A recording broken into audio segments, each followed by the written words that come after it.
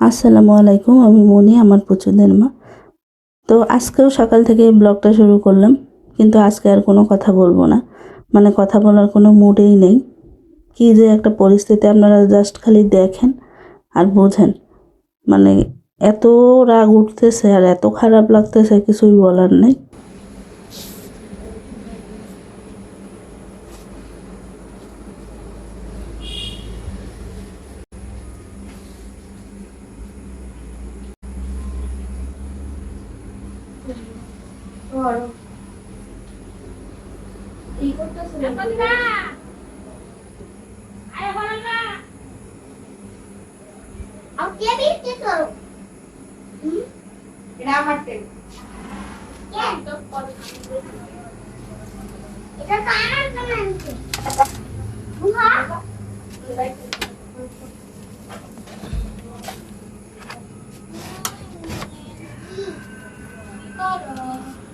আমি বই থেকে কাবু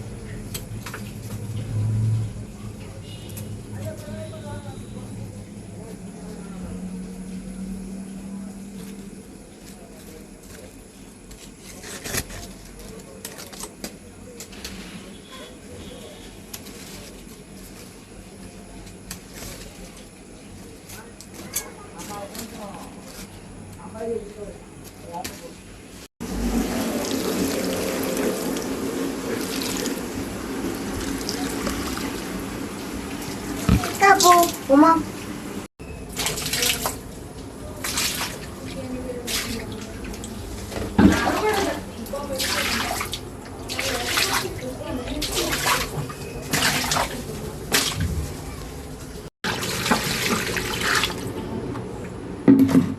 শিক্ষা উচিত তো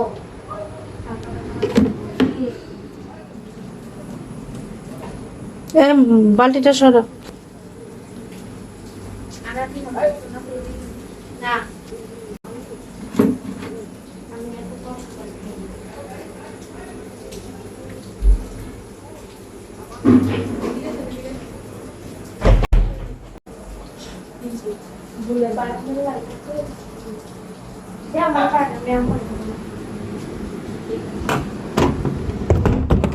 তো দেখতেই পারলেন কি পরিস্থিতি। আবারও সেই মেয়ের বারান্দার গাছগুলো পড়ে গেছিলো, সেগুলোকে ঠিকঠাক মতো করে তুলে রাখতে রাখতে অনেক সময় গেছে। আর এদিকে ওই যে স্বপ্ন থেকে আনা গাড়িটার অবস্থা দেখেন। আমার বাচ্চারা এত পরিমাণ চঞ্চল, যেটা বলে বোঝানো সম্ভব না। যারা নিজের চোখে দেখছে তারাই জানে। বাচ্চা বলতেই দুষ্টু, কিন্তু আমার বাচ্চাদের মতো না। মানে গাড়িটা যেদিন আনছে তার পরের দিনই শেষ। কি পরিস্থিতি, সব পার্টস খুলে ফেলতেছে। ওর বাবা আবার লাগাই দিছিল, তারপরেও আবার একদম খুলে খুলে শেষ করে ফেলতেছে। তাড়াহুড়া করে আর কী করবো, রাতে আবার সেই লুচি করছিলাম।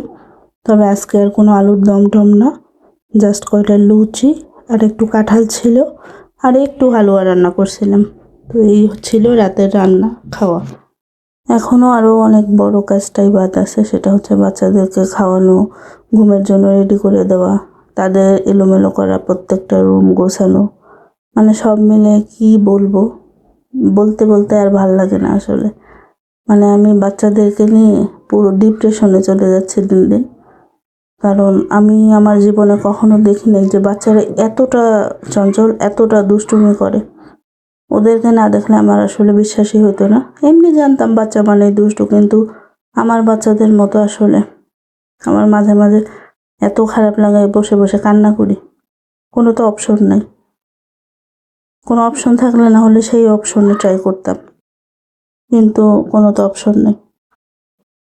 মানে এত পরিমাণ চঞ্চল, মানে মোট কথা কি, ওরা একটা মিনিট যদি স্থির হয়ে বসে থাকতো তাহলে ওরা একটা মিনিটও স্থির হয় না, এক ঘুম ব্যতীত। তো এই যে খাবার রেডি হয়ে গেছে। কাঁঠাল ছিল, কাঁঠাল, লুচি আর একটু শুধু হালুয়া রান্না করছিলাম।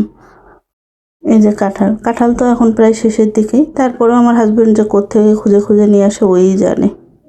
তো এখন যাই হোক, বাচ্চাদেরকে রেডি করে ঘুমের জন্য দিয়ে দিছি। সবার শেষে আমি বসছি খাওয়ার জন্য। তারপরে হচ্ছে ঘরটা ঝাড়ু দিয়ে আজকের মতো আর কি কাজের সমাপ্তি বলা চলে।